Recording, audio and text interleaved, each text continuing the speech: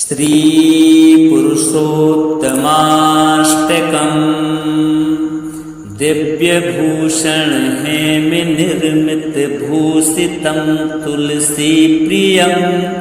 ताहि आधर राजशेखर राज पूजित सुंदरम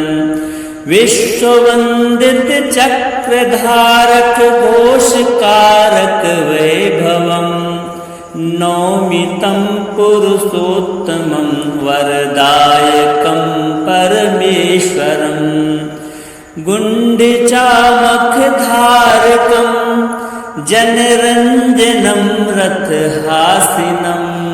नीलपर्वत नीलमाधव भक्ततारण दुर्लभं प्रेम मिश्रित वारिशीतल चंदनायत केशवं नौमि तं पुरुषोत्तमं वरदायकं परमेश्वरं दारुदैवत सर्वसुन्दर वेशकार्तिकौशलम् श्री महाप्रभु रूप मोहक इंदिरा प्रिय वल्लभम रत्न मंडप पूज्य पूजक रूप रूपिणमीश्वरम नौमि तं पुरुषोत्तमं वरदायकं परमेश्वरम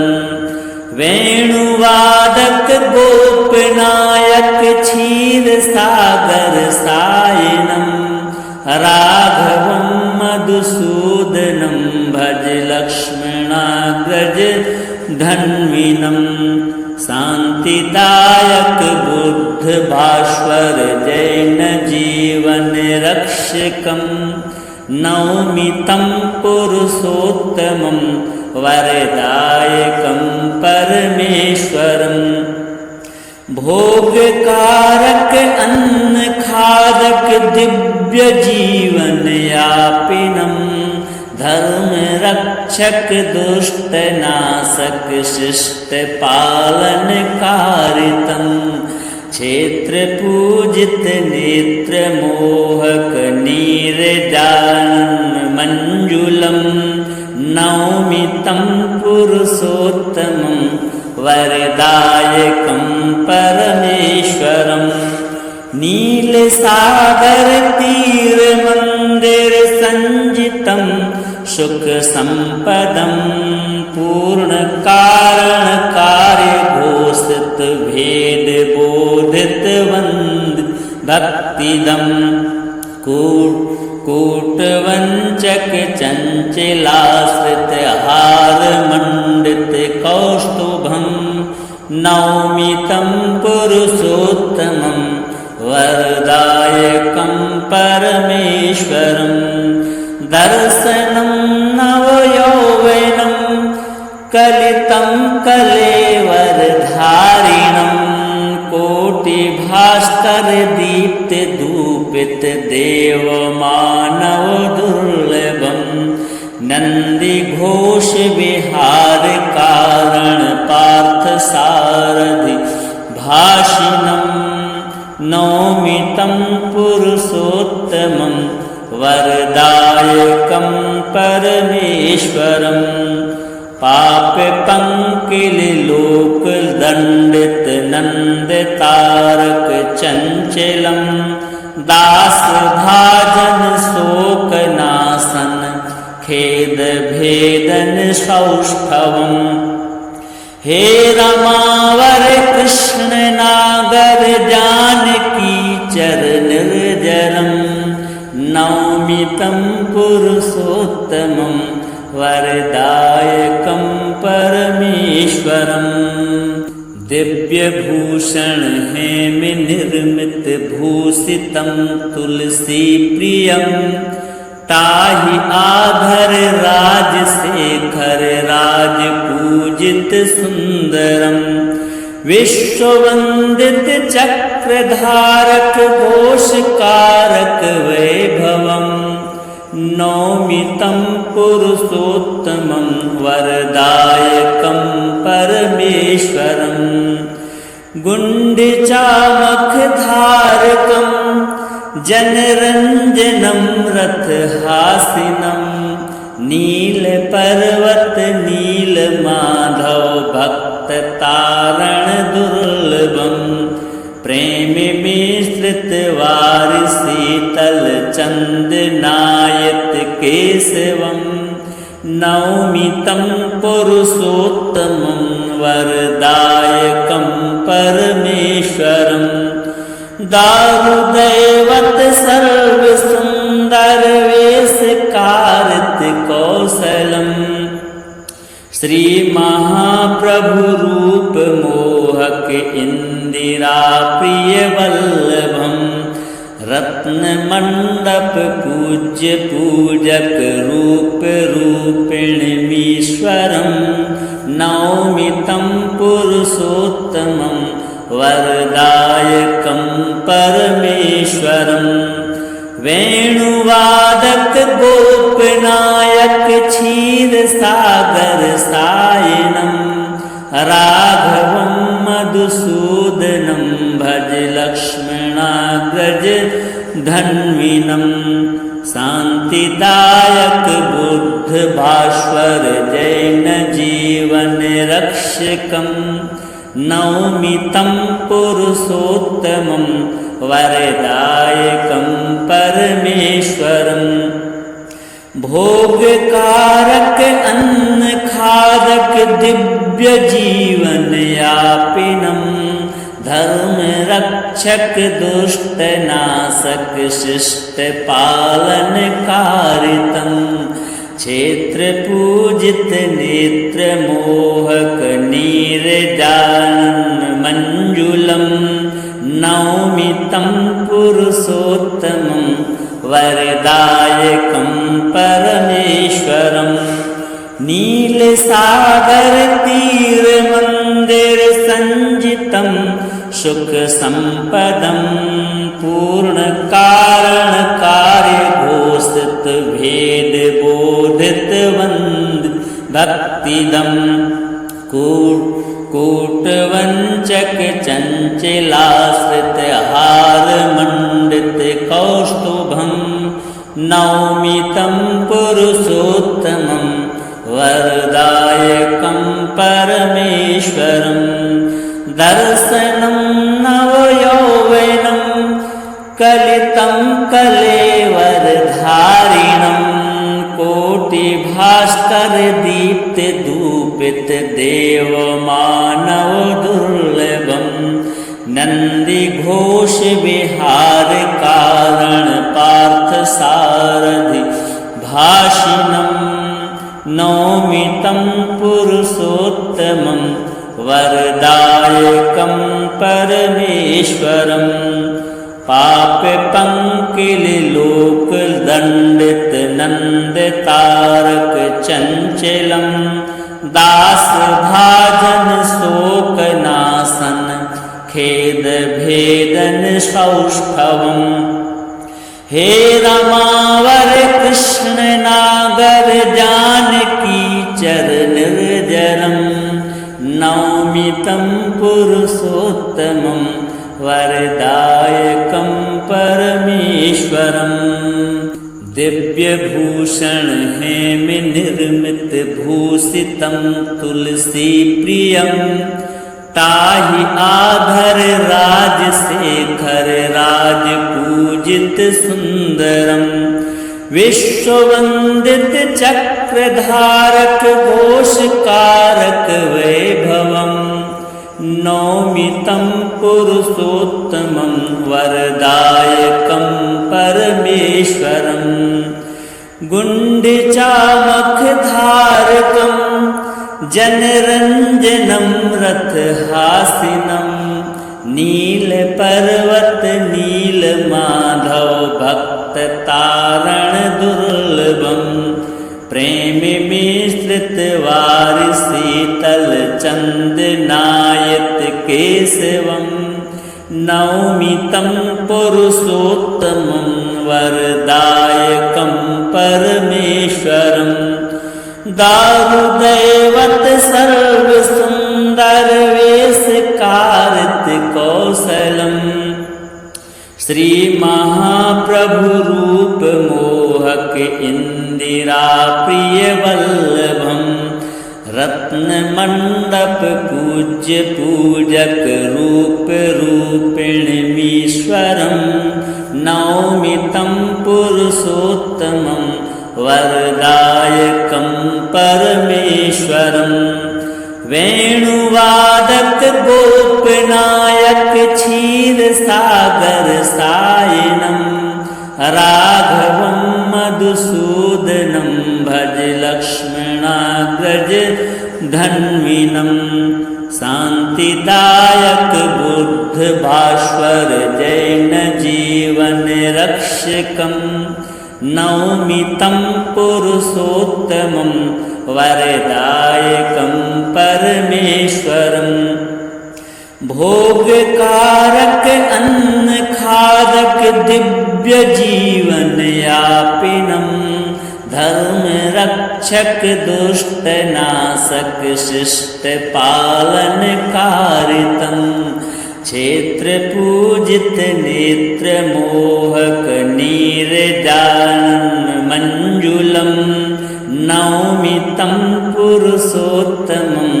वरदायकं परमेश्वरं नील सागर तीर मंदिर संजितं सुख संपदं पूर्ण कारण कार्य घोषित भेद बोधित वंद भक्तिदं कूटवंचक चंचलाश्रित हार मंडित कौस्तुभं नौमि तं पुरुषोत्तमं वरदायकं परमेश्वरं दर्शनं नवयौवनं कलितं कलेवरधारिणं कोटिभास्कर दीप्त धूपित देव मानव दुर्लभं नंदी घोष विहार कारण पार्थ सारथि भाषिणं नौमि तं पुरुषोत्तमं वरदायकं परमेश्वरं पाप पंकिल लोक दंडित नंद तारक चंचलम दास भाजन शोक नाशन खेद भेदन सौष्ठवम हे रमावर कृष्ण नागर जानकी चरणजरम नौमि तं पुरुषोत्तमं वरदायकं परमेश्वरं दिव्यभूषण हेम निर्मित भूषितं तुलसी प्रियं ताहि आधर राजशेखर राज पूजित सुंदरं विश्ववंदित चक्रधारक घोषकारक वैभवं नौमि तं पुरुषोत्तमं वरदायकं परमेश्वरं गुण्डिचामखधारकं जनरञ्जनं रथहासिनं नीलपर्वत नीलमाधव भक्ततारण दुर्लभं प्रेम मिश्रित वारि शीतल चंद नायत केशवं नौमि तं पुरुषोत्तमं वरदायकं परमेश्वरं दारुदैवत सर्वसुंदर वेश कार्तिकौशलम श्री महाप्रभु रूप मोहक इंदिरा प्रिय वल्लभम रत्न मंडप पूज्य पूजक रूप रूपिणमीश्वरं नौमि तं पुरुषोत्तमं वरदायकं परमेश्वरं वेणुवादक गोपनायक क्षीर सागर सायनं राघवं मधुसूदनं भज लक्ष्मणाग्रज धन्विनं शान्तिदायक बुद्ध भास्वर जैन जीवन रक्षकं नौमि तं पुरुषोत्तमं वरदायकं परमेश्वरम् भोगकारक अन्न खादक दिव्य जीवन यापिनम धर्म रक्षक दुष्ट नाशक शिष्ट पालन कारितम क्षेत्र पूजित नेत्र मोहक नीरजानन मंजुलम नौमि तं पुरुषोत्तमं वरदायकं परमेश्वरं नील सागर तीर मंदिर संजितं सुख संपदं पूर्ण कारण कार्य घोषित भेद बोधित वंद भक्तिदं कूटवंचक चंचलाश्रित हार मंडित कौस्तुभं नौमि तं पुरुषोत्तमं वरदायकं परमेश्वरं दर्शनं नवयौवनं कलितं कलेवरधारिणं कोटिभास्कर दीप्त धूपित देव मानव दुर्लभं नंदी घोष विहार कारण पार्थ सारथि भाषिणं नौमि तं पुरुषोत्तमं वरदायकं परमेश्वरं पाप पंकिल लोक दंडित नंद तारक चंचलम दास भाजन शोक नाशन खेद भेदन सौष्ठवम हे रमावर कृष्ण नागर जानकी चरण निर्जरम नौमि तं पुरुषोत्तमं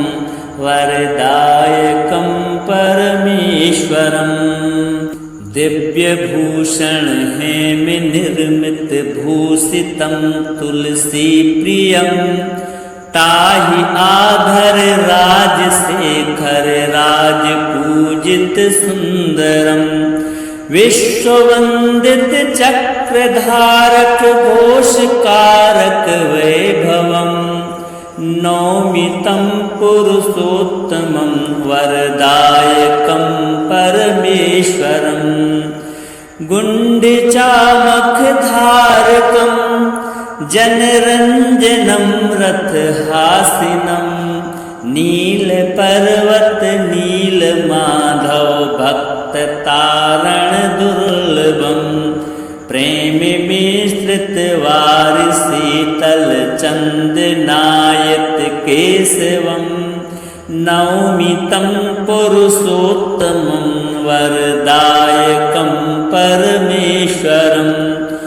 दारुदैवत सर्वसुंदर वेशकारित कौशलम् श्री महाप्रभु रूप मोहक इंदिरा प्रिय वल्लभम रत्न मंडप पूज्य पूजक रूप रूपिणमीश्वरं नौमि तं पुरुषोत्तमं वरदायकं परमेश्वरं वेणुवादक गोपनायक क्षीर सागर सायनं राघवं मधुसूदनं भज लक्ष्मणाग्रज धन्विनं शान्तिदायक बुद्ध भास्वर जैन जीवन रक्षकं नौमि तं पुरुषोत्तमं वरदायकं परमेश्वरं भोगकारक अन्न खादक दिव्य जीवन यापिनं धर्म रक्षक रक्षक दुष्ट नाशक शिष्ट पालन कारितम क्षेत्र पूजित नेत्र मोहक नीरजानन मंजुलम नौमि तं पुरुषोत्तमं वरदायकं परमेश्वरं नील सागर तीर मंदिर संजितं सुख संपदं पूर्ण कारण कार्य घोषित भेद बोधित वंद भक्तिदम कूटवंचक चंचलाश्रित हार मंडित कौस्तुभं नौमि तं पुरुषोत्तमं वरदायकं परमेश्वरं दर्शनं नवयौवनं कलितं कलेवरधारिणं कोटिभास्कर दीप्त धूपित देव मानव दुर्लभं नंदी घोष विहार कारण पार्थ सारथि भाषिणं नौमि तं पुरुषोत्तमं वरदायकं परमेश्वरं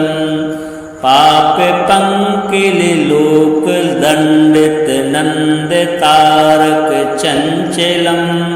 दास भाजन शोक नाशन खेद भेदन सौष्ठवम हे रमावर कृष्ण नागर जानकी चरणनिर्जरम नौमि तं पुरुषोत्तमं वरदायकं परमेश्वरं दिव्यभूषण हेम निर्मित भूषितं तुलसी प्रियं ताहि आधर राजशेखर राज पूजित सुंदरं विश्ववंदित चक्रधारक घोषकारक वैभवं नौमि तं पुरुषोत्तमं वरदायकं परमेश्वरं गुण्डिचामखधारकं जनरञ्जनं रथहासिनं नीलपर्वत नीलमाधव भक्ततारण दुर्लभं प्रेम मिश्रित वार शीतल चंद नायत केशवं नौमि तं पुरुषोत्तमं वरदायकं परमेश्वरं दारुदैवत सर्वसुंदर वेशकारित कौशलं श्री महाप्रभु रूप मोहक इंदिरा प्रिय वल्लभं रत्न मंडप पूज्य पूजक रूप रूपिणमीश्वरं नौमि तं पुरुषोत्तमं वरदायकं परमेश्वरं वेणुवादक गोपनायक क्षीर सागर सायनं राघवं मधुसूदनं भज लक्ष्मणाग्रज धन्विनं शांतिदायक बुद्ध भास्वर जैन जीवन रक्षकं नौमि तं पुरुषोत्तमं वरदायकं परमेश्वरं भोगकारक अन्न खादक दिव्य जीवन यापिनं धर्म रक्षक दुष्ट नाशक शिष्ट पालन कारितं क्षेत्र पूजित नेत्र मोहक नीरजानन मंजुलम नौमि तं पुरुषोत्तमं वरदायकं परमेश्वरं नील सागर तीर मंदिर संजितं सुख संपदं पूर्ण कारण कार्य घोषित भेद बोधित वंद भक्तिदं कूटवञ्चक चञ्चलाश्रितहारमण्डित कौस्तुभं नौमि तं पुरुषोत्तमं वरदायकं परमेश्वरं दर्शनं नवयौवनं कलितं कलेवरधारिणं कोटिभास्करदीप्तधूपित देवमानवदुर्लभं नन्दिघोषविहारकारणपार्थसारथि भाषिणं नौमि तं पुरुषोत्तमं वरदायकं परमेश्वरं पापपङ्किलोकदण्डित नन्दतारक चञ्चलं दासभाजन शोकनाशन खेदभेदन सौष्ठवम् हे रमावर कृष्ण नागर जानकी चरणनिर्जरं नौमि तं पुरुषोत्तमं वरदायकं परमेश्वरं दिव्यभूषण हेमनिर्मित भूषितं तुलसी प्रियं ताहि आधर राजशेखर राजपूजित सुंदरं विश्ववंदित चक्रधारक घोषकारक वैभवं नौमि तं पुरुषोत्तमं वरदायकं परमेश्वरं गुण्डिचामखधारकं जनरञ्जनं रथहासिनं नीलपर्वत नीलमाधव भक्ततारण दुर्लभं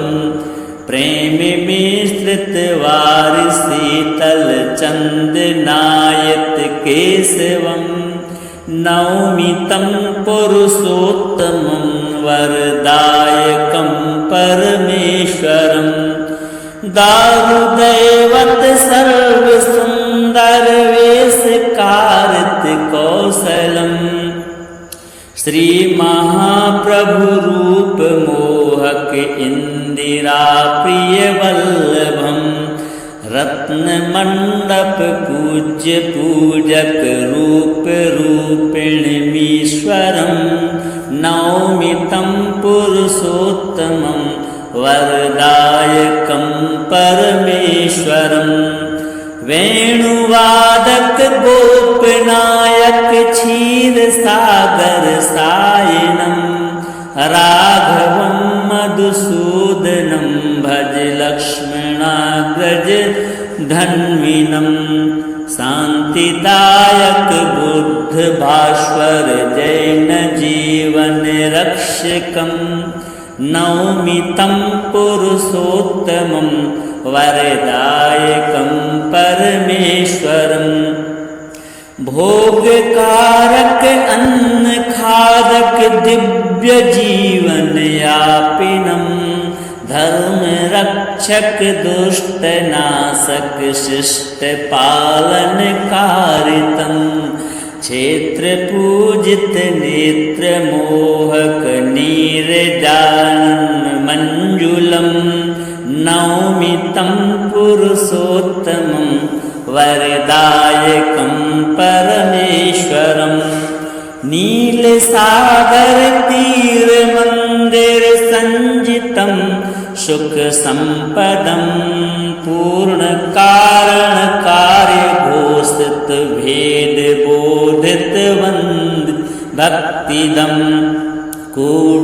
कूटवञ्चक चञ्चलाश्रित हारमण्डित कौस्तुभं नौमि तं पुरुषोत्तमं वरदायकं परमेश्वरं दर्शनं नवयौवनं कलितं कलेवरधारिणं कोटिभास्करदीप्तधूपित देवमानवदुर्लभं नन्दिघोष विहार कारण पार्थ सारथि भाषिणं नौमि तं पुरुषोत्तमं वरदायकं परमेश्वरं पापपङ्किलोकदण्डित नन्दतारक चञ्चलं दासभाजन शोकनाशन खेद भेदन सौष्ठवम् हे रमावर कृष्ण नागर जानकी चरणनिर्जरं